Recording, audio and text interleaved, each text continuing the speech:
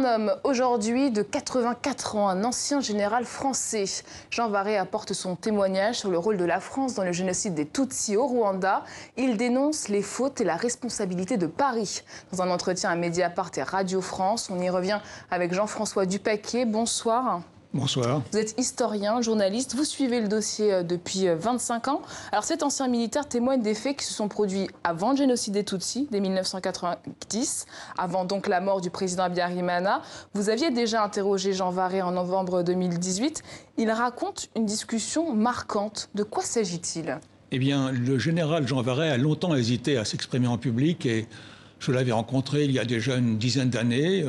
Il était déjà très clair dans ses explications, mais il ne souhaitait pas faire connaître son appréciation sur le rôle d'un lobby militaire au sein de l'Élysée au Rwanda pour une sorte de guerre coloniale complètement surannée. Et il a décidé de parler parce qu'il a eu un grave accident de montagne. Il a frôlé la mort et il s'est dit « je ne peux pas ne pas témoigner de ce que j'ai vu, vécu ». C'est un homme blessé. Il a été... on lui a retiré ses fonctions au ministère de la Coopération, à la mission militaire de coopération. Et il y a une phrase qui marque particulièrement dans cette discussion dont il vous a parlé. Oui, alors il dit je gêne car je ne suis pas dans le camp des amis des Hutus que l'on doit aider à combattre les Tutsis. Enfin, il a dit plusieurs phrases, mais celle-ci est particulièrement intéressante. Il montre que Paris a conduit une guerre au Rwanda sans que les Français le sachent, parce que c'était une guerre secrète, et que cette guerre a conduit des militaires français à devenir pratiquement les ennemis d'une catégorie de la population qu'on appelle les Tutsis. Alors l'ancien officier revient aussi sur un événement de 1993 où il dénonce l'action des forces françaises. Que s'est-il passé à ce moment-là ? Eh bien, les forces françaises ont mené une incursion en Ouganda, en violation de toutes les règles qui leur avaient été données, une mission d'ailleurs assez secrète dont on ignore encore en détail le but, semble-t-il une mission d'espionnage et de renseignement. Et le général Jean Varret, quand il a découvert cette violation de ces consignes, s'est dressé évidemment contre cette opération. Il a interpellé les militaires du premier RPMA qui l'avaient menée.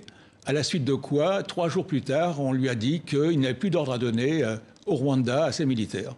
Alors l'ancien général dit ne pas avoir été écouté. Qui aurait pu bloquer ces mises en garde dans l'entourage du président de l'époque, François Mitterrand, et pourquoi ? Le général Varret ne veut pas citer de nom, mais il est clair, aussi bien dans son livre que dans les conversations qu'on peut avoir avec lui, et l'interview que j'ai conduite au mois de novembre, qu'il vise 2 personnes. Essentiellement le général Christian Queneau, qui était le chef de l'état-major particulier du président de la République à l'Élysée, et le secrétaire général de l'Élysée de l'époque, Hubert Védrine. Il pense clairement que ce sont eux qui sont les principaux responsables de la dérive de l'intervention française au Rwanda. Alors 25 ans après le génocide des Tutsis, alors les langues continuent à se délier chez d'anciens officiers français. Je pense à Didier Tauzin, Guillaume Ancel, sur cette responsabilité de la France. Pourquoi la situation semble figée aujourd'hui ? L'armée a joué à une sorte de bloc pour protéger à la fois ceux qui auraient désobéi aux ordres ou ceux qui auraient commis des fautes, ceux qui auraient eu des erreurs d'appréciation sur le terrain. Mais l'armée a commis une autre erreur, c'est de vouloir défendre les politiques. Car dans cette affaire du Rwanda, la responsabilité est d'abord une responsabilité politique, pas une responsabilité militaire. Donc, par exemple, le général Lafourcade, qui a créé l'organisation France Turquoise, veut défendre les politiques, mais ça n'est pas son rôle. Aux politiques de s'exprimer et surtout aux politiques de déclassifier les documents qui permettront aux Français de comprendre dans quelle tragédie ils ont été engagés malgré eux.